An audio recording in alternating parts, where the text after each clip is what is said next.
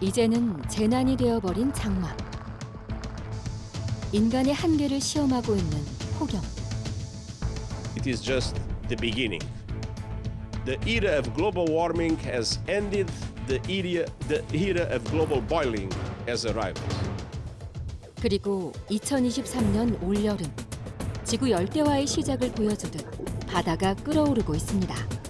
불볕 더위가 이어지면서 남해안에는 고수온 특보까지 내려졌습니다. 폭염이 이어지면서 양식장 어민들의 우려가 커지고 있습니다.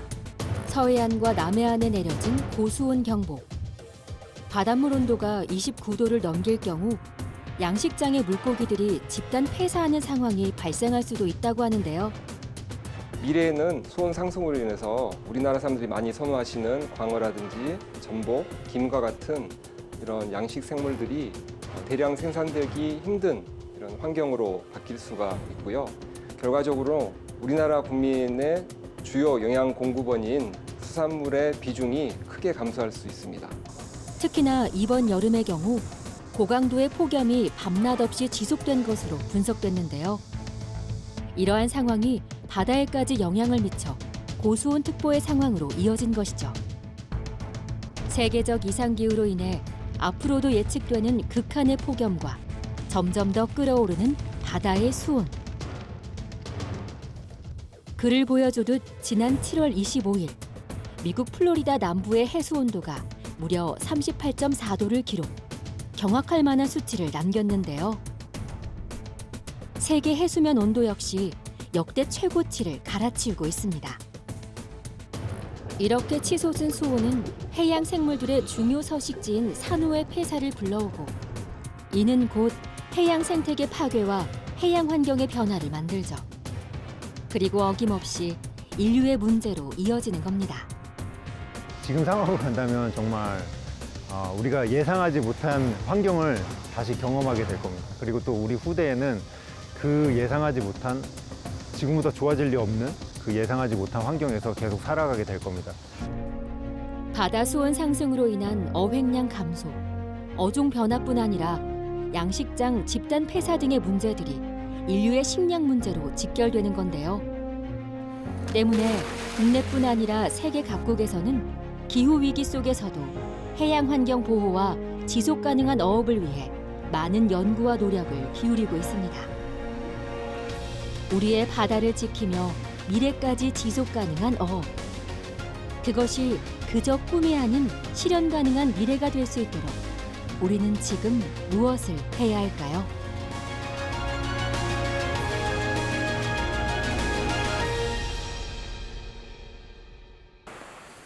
때로 휴식과 즐거움을, 누군가에겐 일터를, 그리고 인류에게 언제나 일용할 양식을 제공해온 바다. 특히나 한여름의 바닷가는 어른아이 할 것 없이 무더운 더위를 식히러 온 사람들로 붐비기 마련이죠. 인천에 위치한 이곳 마시안 해변은 해안선을 따라 이어진 백사장과 해안 절벽, 그리고 갯벌까지 다양한 자연환경이 어우러져 있어 독특한 해양 생태계를 이루고 있는데요. 이러한 장점과 수도권과 가까운 지리적 이점에 많은 사람들이 찾는 곳입니다. 해양 생태계 보전 활동을 위해 이곳을 종종 찾는다는 환경운동가 이용기 씨. 점점 더 심각해지는 기후위기와 그로 인한 해양 환경 변화로 언젠가 이 바다에서 더위를 식히는 사람들의 웃음소리를 더 이상 들을 수 없게 되는 건 아닐까 걱정이 깊다고 하는데요. 어떻게 하면 이런 상황들을 좀 더 많은 사람들에게 알릴 수 있을지 고민이라고 합니다. 뭐 하시는 건가요? 지금 기후위기가 너무 심해지면 바다 산성화가 진행되거든요. 그래서 조개를 한번 구해서 저희 바다 산성화에 대한 내용 컨텐츠를 시민분들께 좀 공유하고 싶어가지고 조개를 줍고 있었습니다. 최근 그의 걱정거리는 재난에 가까운 폭염으로 심각하게 상승하고 있는 바다의 수온입니다. 지금 지구온난화, 기후위기 이런 것들이 해양에 영향을 끼치고 이런 문제들이 우리한테 직접적으로 영향을 주고 있다고 생각합니다. 바다가 따뜻해지면은 장기적으로는 바다에서 돌고 있는 해류에 영향을 끼쳐서 그 해류가 영향을 끼치면 결국 전 지구의 기온조차도 흔들릴 수 있게 되거든요. 그러면은 계속 우리가 예측하지 못했던 기후를 맞닥뜨려야 되는 상황이 될 거예요. 지구 표면의 약 71%를 덮고 있는 바다. 수온은 바다의 특성을 결정하는데 무엇보다 중요한 물리적 성질인데요. 해양에 서식하는 동식물들의 산란과 성장에 큰 영향을 미치는 환경 요인이기 때문입니다. 이러한 바다는 세 가지의 층으로 나뉩니다. 가장 위쪽의 혼합층은 바람이나 파도 등에 의한 대류, 수직 혼합이 일어나 잘 섞이기 때문에 수십에서 수백 미터 깊이까지 수온이 일정하게 유지됩니다. 그리고 그 아래로 수심이 깊어짐에 따라 급격히 수온이 낮아지는 수온 약층. 거기서 또 아래까지 해저 깊은 곳, 낮은 수온으로 변화가 거의 없이 차가운 해수가 존재하는 심해층이 있습니다. 우리나라는 중위도에 위치해 혼합층 바다가 잘 형성되어 있고 계절이나 외부 자극에 따라 수온 변화 등의 영향을 받고 있는데요. 인천 앞바다인 이곳의 8월 초 수온은 약 25도에서 26도. 기상청 기후정보 포털에 따르면 서해의 연평균 해수면 온도는 1970년 13.9도에서 2021년 16.1도로 50년 사이 2.2도 상승했습니다. 하지만 동해는 더 심각한 상황이죠. 우리나라를 둘러싼 바다 중에서 수온의 가장 큰 변화를 보이는 것이 바로 동해이기 때문입니다. 대부분의 수심이 1000m에서 3000m가량으로 우리에게 깊고 차가운 바다로 각인되어 있는 동해. 그런데 최근 수온이 28도에서 한때 30도까지 치솟은 겁니다. 1968년부터 2022년까지 55년간 우리나라 바다는 평균 1.36도씨 수온이 상승하였습니다. 0.54도씨 수온이 상승한 전지구 표면 수온의 상승률에 비해서 약 2.5배 정도 높은 상승률을 보이고 있다고 말씀드릴 수가 있습니다.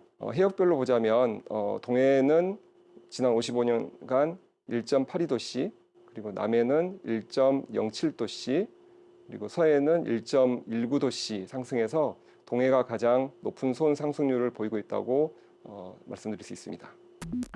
국립수산과학원에서 공개한 지난 8월 4일 우리나라 연근해 수온입니다. 서해 연안에 비해 동해 연안의 수온이 붉은색으로 2에서 3도가량 더 높은 모습을 볼 수 있는데요. 또한 국가기상위성센터의 동아시아 해수면 온도 측정 영상에서 동해가 세계 해수면 평균 온도를 훨씬 웃도는 걸 볼 수 있죠. 이를 증명하듯 올여름 동해는 전과 달랐습니다. 네, 한창 바다에 피서객들이 몰릴 시기인데 동해 안에서 또 상어가 확인됐습니다. 전문가 확인 결과 사람을 공격하는 걸로 알려진 청세리 상어였는데요. 높아진 동해의 수온으로 난류성 어조인 백상아리와 청상아리 등의 상어류가 나타난 것이죠. 올해 들어 동해 안에서 접수된 상어 발견 신고 건수 중에서 상어로 확인된 것은 16건. 수온이 0.1도만 높아져도 그 바다 생물에 미치는 영향은 상당히 크거든요. 이런 1.5도나 높은 수온이 높아지다 보니까 기존에 난류성 상어들이 백상아리와 청상아리는 따뜻한 바다에 사는 어종들이거든요. 이런 어종들이 늘어날 수밖에 없고. 특히나 이들 상어는 공격성이 높은 데다 피서철 사람들이 주로 찾는 강릉과 속초 등에 나타났기에 더더욱 주의를 요하고 있습니다. 이렇듯 수온의 변화는 해양 생물 서식 환경을 바꾸기 때문에 어종의 변화를 가져올 수밖에 없는데요. 이러한 상황에 적응해야 하는 것은 해양 생태계뿐 아니라 사람들도 마찬가지입니다. 새벽 조업을 끝내고 어선들이 복귀하고 있는데요. 예년 같았으면 사람이며 수산물로 한창 붐볐을 시간. 하지만 올해는 분위기가 좀 다릅니다. 매년 4, 5월 금어기가 끝나면 6월부터 본격적으로 어획이 시작되는 강원도의 명물 오징어. 그런데 그 흔하던 오징어가 보이질 않습니다. 오징어가 원래는 많이 잡혀야 되는데 오징어는 뭐 하나도 없고 오징어는 이제 뭐 잡히지 않고. 이게 다예요. 주문진항의 여름은 오징어와 함께 시작된다고 해도 과언이 아니었건만 어떻게 된 일일까요? 문어 잡아러 출합니다. 문어 잡아러 설립 출합니다. 이맘때면 전국으로 날개 돋친 듯 팔려나간 오징어가 사라진 까닭. 바로 수온 상승 때문이었습니다. 16도에서 18도 수온에서 서식하는 회유성 어조인 오징어가 동해 수온 상승으로 인해 빠르게 북상한 걸로 추정된다는 겁니다. 지금쯤으로 봤을 때는 고기가 가득 차야 돼. 예전에 비하면 한 10분의 2 정도, 한 80%가 줄어든 것 같아요. 7, 8하다 보면 저쪽이 오징어 배로 아주 그냥 가로등처럼 쫙 있었는데. 주문진항의 어시장 역시 상황은 마찬가지. 그러다 보니 상인들도 시장을 찾는 손님들도 오징어가 없는 이 상황이 낯설기만 합니다. 뭐 사러 오셨어요? 오징어도 사러 왔어요. 근데 오징어가 안 보이네. 예, 안 보이네요. 저 상태 살려고요. 그래도 아쉬운 마음에 오징어를 찾아 시장 구석구석 찾아다녀 보는데요. 없어요, 없어. 오징어 없어. 오징어 아예 없네. 오징어는 없나 봐요? 아직 안 왔네. 드디어 오징어를 발견했습니다. 요즘 한 마리 얼마예요? 어제는 2마리에 15,000원, 이거는 15,000원, 작은 거는 이제 2마리에 10,000원 그랬어요. 많이 차이가 많아요, 옛날하고. 여름에 나야 될 고기들이 안 나고 이상한 것들이 막 나오니까. 옛날에는 큰 거 이런 거 10마리에 뭐 10,000원 막 그랬어. 몇 년 전만 해도. 근데 지금은 그 요런 큰 거는 2마리 15,000원, 좀 작은 거는 2마리 10,000원 그랬어, 어제. 대체 오징어의 어획량이 얼마나 줄었기에 이렇게 가격이 오른 걸까요? 7월 16일에서 22일 사이 동해 살오징어 찬악기 어업의 오징어 어획량은 총 24.6톤으로 전년 대비 무려 81.6% 감소, 평년 대비 49.6% 감소한 것으로 나타났습니다. 지금 난류성 어종들이 있어요. 도루묵이라든지 아니면 명태라든지 아니면 이면수어 같은 경우는 점점 안 잡히고 있는 상황이고요. 전혀 보지 못했던 대만이나 일본에서 살던 파란 선문어라든지 아니면 독뱀, 바다 독뱀 같은 경우도 한국에서 나오고 있는 상황이라 온도가 변하면서 바다의 환경도 변하고 환경에 맞춰서 이제 해양 생물도 변화하고 있어서 그런 부분들이 이제 바다의 변화를 쉽게 그리고 직접적으로 느낄 수 있는 부분으로 보여집니다. 그런가 하면 오징어의 빈자리를 채운 생선들도 있었는데요. 최근 높은 어획량을 자랑하고 있다는 난류성 어종, 고등어와 참다랑어입니다. 원래 이맘때 동해에서 많이 나지 않던 어종들이지만 역시나 수온 변화로 인해 최근 그 어획량이 대폭 늘었다고 하는데요. 이런 상황은 모두 동해 바닷속 생태계가 급변하고 있음을 시사하는 것이죠. 원래 안 났죠. 작년하고 재작년하고 많이 났어요. 물때가 이제 맞으니까 그죠. 모든 고기들은 물때가 맞아야지. 특히나 참다랑어는 대표적인 아열대성 어종인데요. 지난 6월에는 160kg 이상의 초대형 참다랑어가 주문진 앞바다에서 잡혀 화제가 되기도 했습니다. 이런 상황에 어시장의 풍경도 달라지고 있습니다. 1936년 주문진항을 끼고 형성된 재래시장에서 동해안 최대 규모의 어시장으로 성장한 이곳 주문진 수산시장. 갓 잡은 수산물을 흥정하는 사람들, 구경하는 사람들로 늘 북적이며 사계절 동해 바닷속 어종 자원들의 단면을 가장 가까이서 볼 수 있던 곳이었는데요. 최근 동해 바다 수온 상승과 함께 어종의 변화가 생기면서 시장의 상인들은 이 변화를 어떻게 받아들여야 할지 고민입니다. 예전에는 저희가 처음에 할 때 명태하고 오징어 많이 잡았거든요. 근데 지금은 아예 명태는 아예 사라졌고 오징어도 거의 힘들어요, 지금은. 이제 뭐 기후 변화나 뭐 이렇게 물 온도나 이런 게 이제는 뭐 서해고기, 남해고기 뭐 그런 게 없는 것 같아요. 동해안 고기 이런 게. 그러니까 뭐 자리고기나 갈치 같은 것도 멀지 않았다고 봐요. 왜 어종이 바뀌니까 자기네들이 그걸 어떻게 잡아서 어떻게 바뀌어야 된다는 거를 인지를 해야지 먹고 살 수 있으니까.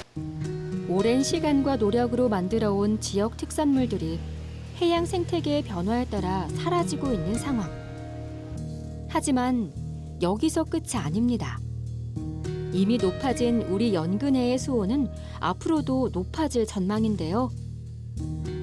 국립수산과학원은 2050년경 약 1에서 2도, 2100년경 2에서 4도가량 수온이 상승할 것을 전망했습니다. 이것은 우리 바다의 수산자원 서식지에 대규모 변화가 나타날 것을 의미하기도 하죠. 미래에는 수온 상승으로 인해서 우리나라 사람들이 많이 선호하시는 광어라든지 전복, 김과 같은 이런 양식 생물들이 대량 생산되기 힘든 이런 환경으로 바뀔 수가 있고요.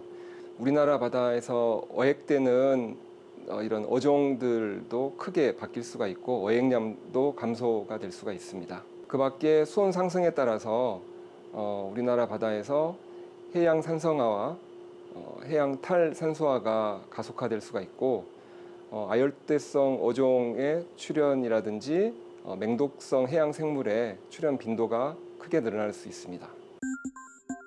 급격히 일어나고 있는 수온 상승은 해양 환경을 변화시켜 생태계를 무너뜨리고 기후의 변화를 초래하죠. 그리고 이러한 상황은 또다시 수온을 상승시켜 악순환을 반복해야 하는데요. 올여름 기록적인 수온 상승의 원인 중 하나로 꼽히는 것, 바로 재난에 가까운 폭염입니다. 해마다 폭염은 계속되어 왔지만 그 강도가 점점 높아지고 있는 건데요. 국내뿐 아니라 세계적으로 그 수치가 심각한 상황에 이르렀습니다. 중국 신장 위구르 자치구 산바오 52도, 미국 캘리포니아 데스밸리 국립공원이 54도, 이란 남서부의 도시 아바즈는 51도, 페르시아 걸프 국제공항에서는 체감온도가 무려 66.7도까지 오르는 등 최악의 폭염이 인간의 한계를 시험하고 있는데요. 그런 가운데 더욱 경악할 만한 일이 벌어졌습니다. 미국 플로리다주 마이애미 남부 매너티베이의 해수 온도가 무려 38.4도로 사상 최악의 기록을 남긴 건데요. 이렇게 높아진 수온에 가장 먼저 반응하는 것, 바로 산호초입니다. 최근 한 단체가 마이애미 남부 해상 솜브레로 지역의 산호초가 100% 폐사한 것을 확인했다고 하는데요. 바닷속 다양한 생물에게 서식지를 제공할 뿐 아니라 대기 중 이산화탄소를 흡수하는 중요 탄소 흡수원인 산호초. 이들이 사라지면 바다는 어떻게 되는 걸까요? 산호초가 하는 역할 중에 이제 어장을 구성하는 물고기들이 산란을 하고 서식할 수 있는 기능을 하는 게 있습니다. 그래서 물고기가 서식하고 산란을 하려면 결국 산호초라는 숨을 곳이 필요하고 또 포식자로부터 피할 수 있는 곳이 필요한데 그런 것들이 없다 보면 결국 그 바다 자체가 아무것도 살 수 없는, 생명체가 살 수 없는 그런 현장으로 변하게 돼서 산호초가 상당히 중요한 걸로 알고 있습니다. 미 항공우주국 과학자들은 내년에 지구 온도가 올해보다 더 높아질 수 있다고 경고했는데요. 이는 세계 바다의 수온과 해양 환경 변화 역시 더욱 커질 것을 의미하죠. 그렇다면 국내에서는 이러한 해양 환경 변화에 대해 어떻게 대처하고 있을까요? 종합적인 국내 해양 환경을 연구하고 있는 국립수산과학원. 이곳에서는 기후 및 해양 변화로 인한 해양 환경 변동 예측, 국내 바다의 어장 상황과 이상 해왕 등의 실시간 모니터링이 이루어지고 있습니다. 보시는 바와 같이 전국 연안의 수온들을 이렇게 확인을 하고 그리고 고수온이 발생해 있는 이런 해역들을 확인하실 수가 있습니다. 국립수산과학원에서는 현재 180개의 관측소를 운영, 국내 바다의 수온, 염분, 용존산소 등 실시간 어장 환경 정보를 관측하고 있습니다. 우리나라는 에너지 관련 산업이라든지 해운, 항만, 수산업, 해양 레저와 같은 이런 해양 활용도가 매우 높은 나라 중에 하나입니다. 특히 이런 수산업 분야로 좁혀서 말씀을 드리자면 우리나라의 이 양식장들이 위치하고 있는 곳이 대부분 연안과 내만이라고 할 수 있는데요. 이런 양식장에서 키우고 있는 양식 생물 같은 경우에는 수온에 이 서식 한계 수온이라는 게 있습니다. 그렇기 때문에 서식 한계 수온을 벗어나지 않도록 그 수온을 관리하는 게 매우 중요하고, 따라서 수온을 상시 모니터링을 하고, 그리고 여름철 고수온이라든지 겨울철 저수온이 발생하는 것에 대해서 미리 예측을 해서 사전 대응을 할 수 있는 시간을 확보할 수 있다면 이런 경제적인 피해를 최소화할 수 있기 때문에 이런 예측, 수온에 대한 예측이 매우 중요하다고 말씀드릴 수 있겠습니다.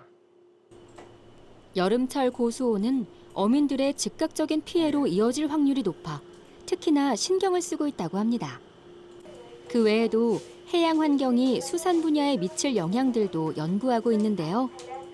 그 과거 약 33년간의 수온을 평균을 하게 되겠는데, 과거에 비해서 지금 동해 같은 경우는 수온이 점점점 이렇게 상승하고 북상하고 있다라고 설명을 드릴 수가 있고, 그래서 난류 해역과 위에서 내려오는 이 한류, 북한 한류가 만나는 저 해역의 경계 부분이 점점 북쪽으로 올라가고 있다는 걸 알 수가 있고, 그에 따라서 이런 어획되는 어종도 바뀌고, 동해가 가장 빨리 수온이 상승하고 있는 이유와도 바로 연결이 되는 게, 원래는 찬물이 존재해야 되는 해역인데 그 물이 그 난류 해역으로 바뀌면서 전체적으로 평균 값이 올라가고 있는 이런 효과를 내고 있는 겁니다. 이러한 수온 변화는 한류성 어종을 동해바다 저 위로 밀어내고 말았죠. 그로 인해 밥상 위에 주로 올랐던 한류성 어종인 도루묵, 이면수어의 어획량 역시 점차 감소하고 있는 추세인데요. 이는 한때 국민 생선으로 불리던 명태를 떠올리게 합니다. 한 해 15만 톤까지 잡히던 명태는 1990년대 들어 1만 톤 아래로 급감. 2000년대에는 우리나라 연근해에서 아예 자취를 감추고 말았는데요. 식탁 위에 국산 명태를 올리기 위해 세계 최초 명태 양식 기술을 개발하고 치어를 방류하는 등 많은 노력이 이루어졌지만 수온이 높아진 동해바다에 명태는 돌아오지 않았습니다. 이렇게 급변하고 있는 해양 환경에 세계 여러 국가들은 어떻게 대응하고 있을까요? 세계 주요 해양 국가에서는 바다의 수온과 해양 환경 변화를 실시간으로 모니터링하고 그리고 정확도 높게 예측하기 위한 노력을 지속하고 있습니다. 그리고 기후변화로 인한 다양한 해양수산 분야 재난에 적응하기 위해 인프라를 강화하고 있습니다. 그리고 지난 3월 국제해역의 생물 다양성을 지키기 위한 국제해양보호조약이 20년 만에 합의됐습니다. 이 조약의 목표는 2030년까지 바다의 30%를 보호구역으로 지정하는 것. 공해의 해양보호구역을 지정, 관리하는 법적 장치를 마련하고 보호구역으로 지정된 곳에서는 인간의 활동을 제한할 것으로 전망됩니다. 생물 다양성을 지킬 수 있는 가장 중요한 것은 생태계를 보존하는 방법이거든요. 그래서 생태계를 보존할 수 있는 가장 중요한 방법은 인간 간섭을 최소한으로 배제한 보호구역을 지정하는 겁니다. 그래서 여기에 나왔던 조약 내용 중에 해양 보호구역에 대한 내용이 들어있어서 이제 공해상의 해양 보호구역을 지정하고 그 지정된 지역에 인류의 간섭을 최소한으로 시켜서 생태계를 보존하고 생물 다양성을 지킬 수 있는 그 관점에 우리가 좀 힘을 세워야 되고요. 이 조약이 통과하면서 이 해양 보호구역의 확장이 상당히 늘어날 것이라는 기대감이 있습니다. 이와 함께 세계가 주목하고 있는 것은 바로 지속가능한 어업입니다. 지속가능한 어업이란 수산물을 고갈시키는 불법 어획과 남획, 혼획을 방지하고 해양환경 파괴를 최소화하는 어업을 뜻하는데요. 해양 환경이 급변하고 있는 지금 이 상황이 앞으로도 계속된다면 바닷속 어종 자원은 머지않아 고갈될 것이며 이는 곧 우리의 먹거리 고갈로 이어질 것이기 때문입니다. 미국의 경우 국제해양보호조약 체결과 함께 지속가능한 어업을 위한 지원금 6억 6,500만 달러를 포함 총 60억 달러를 바다 보호와 기후변화에 대응하기 위해 세계적으로 지원할 것을 약속했는데요. 국제사회의 이러한 흐름은 국내에서도 반영되고 있습니다. 현재 정부에서는 TAC, 총 허용 어획량 제도를 운영하고 있는데요. 목포의 한 위판장. 이른 새벽부터 경매 준비가 한창입니다. 경매장을 가득 메운 것은 바로 제철 맞은 은빛 갈치들. 7월부터 10월까지 목포 바다에서 잡히는 갈치는 살이 통통하게 올라 그 맛이 일품이라는데요. 그런데 매의 눈으로 경매장을 누비는 사람들이 있습니다. 바로 TAC 요원들입니다. 총허용 어획량 TAC 제도는 지속 가능한 수산 자원을 위해 자원 평가를 거쳐서 어종별로 연간 어획할 수 있는 한도를 정하고 그 한도 내에서만 어획하는 제도입니다. 우리나라에서는 99년에 4개 어종, 2개 업종의 TAC 제도를 도입하였으며 현재는 15개 어종, 17개 업종의 TAC를 적용 중입니다. 갈치는 작년부터 총 허용 어획량 대상 어종에 포함됐는데요. 27.7, 32.7. 갈치의 금지 체장인 18cm보다 작은 것은 없는지 꼼꼼히 기록합니다. 저희가 4시 반까지 이 유판장에 나와서 5시 경매 시작 전에 그 모든 물고기 어획량을 파악하고요. 그리고 TAC 어선, 그리고 어떤 어업이 얼마큼 어획돼 있는지 그걸 확인하고 또 TAC 어종, 갈치나 참조기 이거를 체장이나 무게를 재고 있습니다.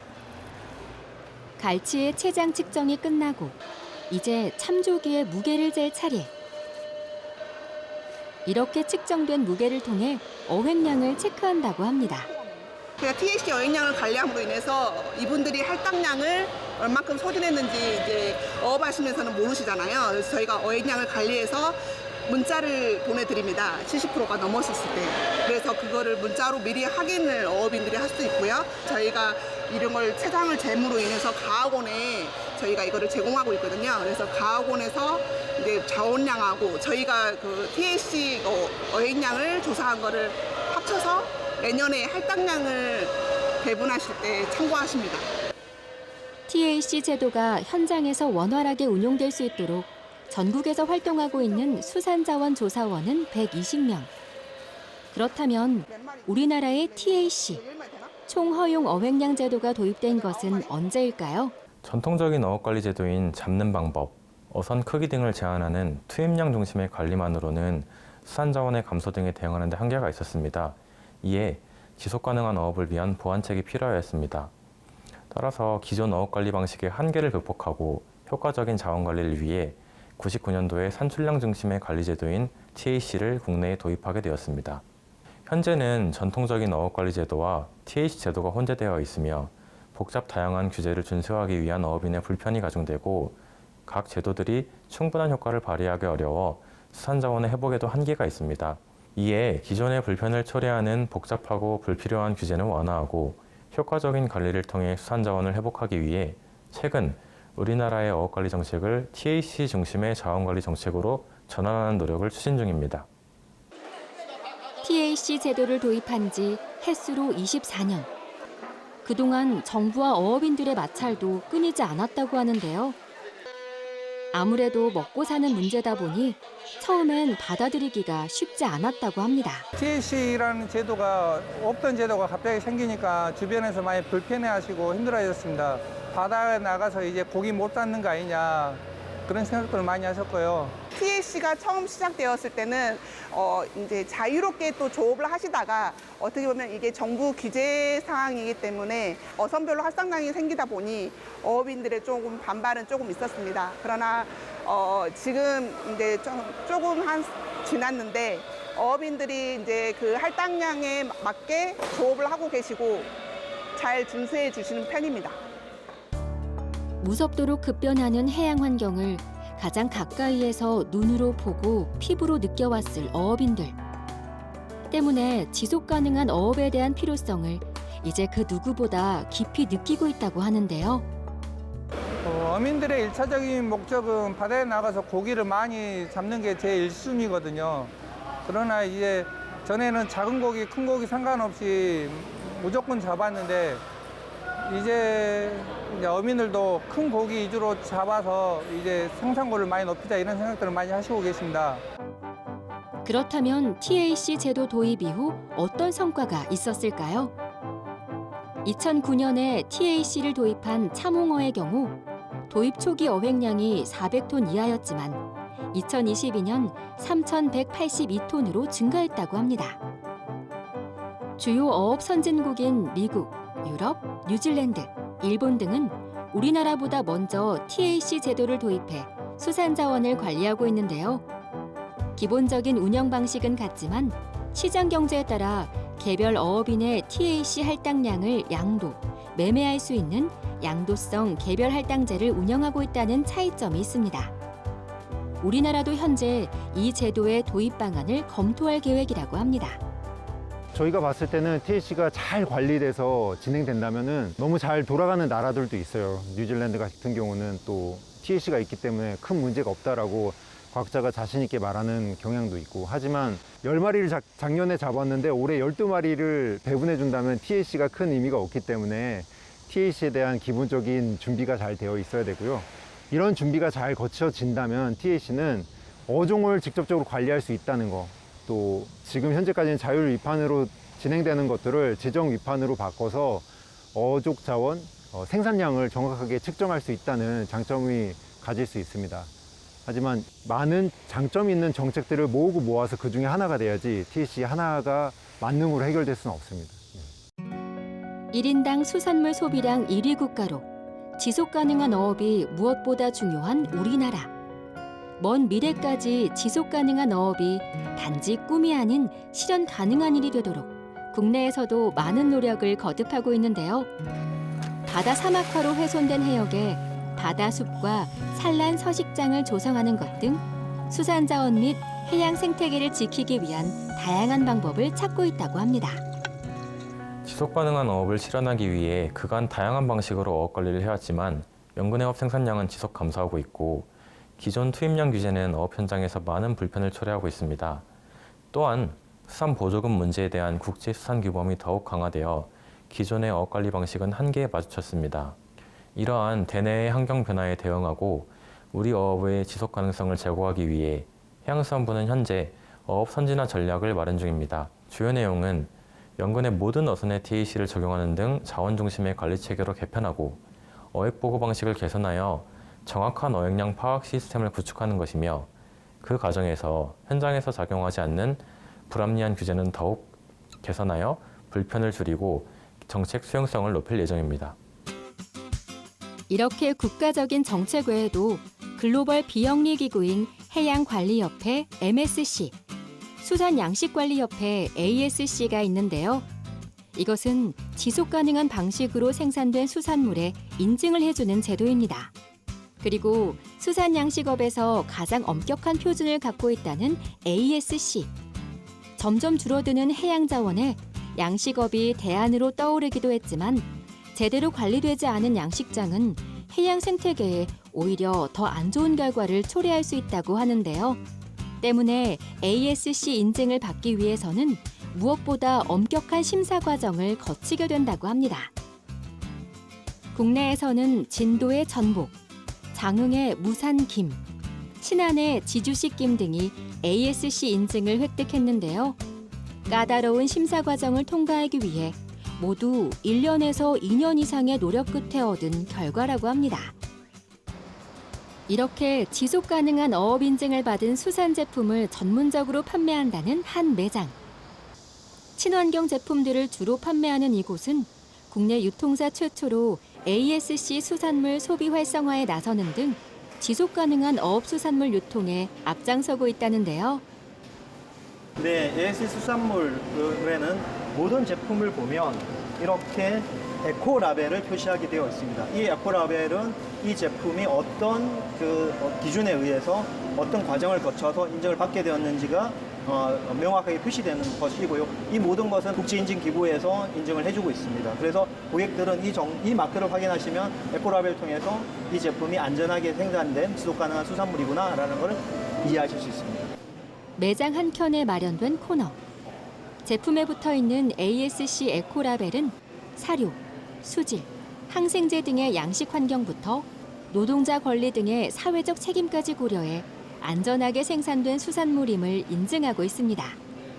이것은 국내 수산물뿐만 아니라 전 세계 소비자들의 확산의 방향이라고 저희들은 이미 알고 있습니다. 그래서 국내에도 시간은 조금 더디지만 분명히 그것은 지속 가능한 방법이기 때문에 확산될 수밖에 없고 그것을 저희가 조금 더 선도하고자 그것에 지금 현재 좀 더 관심을 갖고 있는 소비자들과 계속해서 확산해 나가려고 노력하고 있습니다.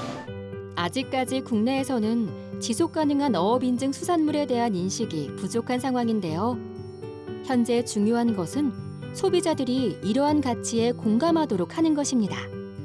그래야 지속 가능한 수산물의 소비 활성화가 이루어지고 더욱 많은 어업인들의 참여가 이루어질 테니까 말이죠. 그런 이유로 이곳에서는 소비자들에게 직접 MSC 및 ASC가 무엇인지 설명해주는 등 지속 가능한 수산물을 꾸준히 홍보해왔습니다. 친환경으로 키워가지고 환경 보호하는 이 좀 기존의 방식보다 좀 양식을 친환경적으로 지구 환경을 보호하자는 취지에 좀 만드는 게 양식 방식이고요. 아니 근데 이거 이건 어디서 주는 거예요? 이거는 WWF라는 네덜란드와 영국이 합작해서 만든 글로벌 인증기관이에요. 먹거리 안전성이 더욱 중요해진 시대.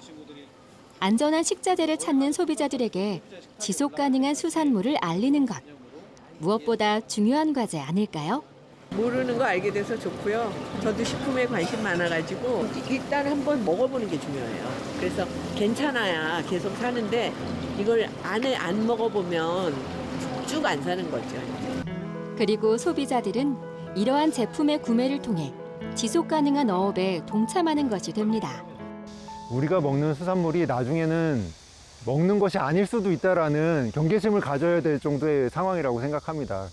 1인당 소비량이 68.1kg인데 이게 어디서 잡았는지, 누가 잡았는지, 어떤 배에서 왔는지, 또 어떤 그물에 의해서 잡혔는지, 그리고 어떤 유통 과정을 거쳤는지까지 우리가 관심을 갖고 계속 살펴봐야지 지속 가능한 어업이 유지될 수 있습니다. 아름다운 남해바다, 그리고 풍요로운 어종자원까지 갖춘 여수. 이곳의 한 어촌 마을에는 지속 가능한 어업을 자체적으로 실천하고 있는 사람들이 있는데요. 바로 안포 자율관리 공동체입니다. 이 마을은 2004년부터 자율관리 공동체 활동을 시작해왔는데요. 지난 2018년에는 그 성과를 인정받아 대통령상을 수상하기도 했죠. 안포 자율관리 공동체 활동사항들입니다. 우리가 체포 금지 처장 및 기간 설정.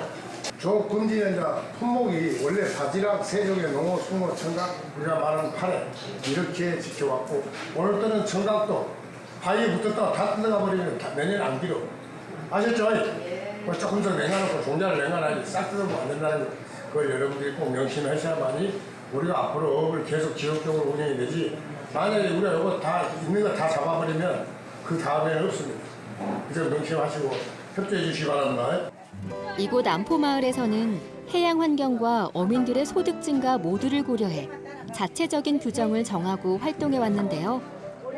체포와 체장에 따른 금어기를 정해 어족 자원을 보호하고 바다 환경 정화 등의 정비 사업을 통해 마을과 바다를 위해 노력해 왔습니다. 그러나 주민들의 이러한 노력에도 바다는 매년 달라졌습니다. 과거 주 소득원이었던 피조개, 바지락, 새꼬막 등의 어패류들이 대다수 사라진 것이죠. 그러다 보니 최근 마을 주민들의 주 수입원은 바로 청각입니다. 돌 있어요. 오세요. 여기서 살살 내리세요. 수심 1에서 20m. 파도의 영향을 적게 받는 곳에 서식하는 해조류 청각. 최근 항암 및 면역 활성 성분 등이 있는 것으로 알려져 다방면에서 응용할 수 있는 유용 해조로 연구되고 있다는데요. 풍부했던 바닷속 자원들이 사라진 지금, 이 청각이 마을 주민들의 수입을 올려주고 있습니다. 이거 청각 가지고 김장도 하고 바다가 깨끗해서 청각이 많이 나와서 우리가 소득을 올렸으면 좋겠어요. 지금 많이 없어졌죠. 갈수록 저게도 없고 뭐 어패류는 아무튼 많이 없어졌어요. 안 좋죠. 기분이. 바다에서 먹고 살았는데 옛날에 내가 깨끗하고 제일 여가 저 뭐냐 잘 됐어요.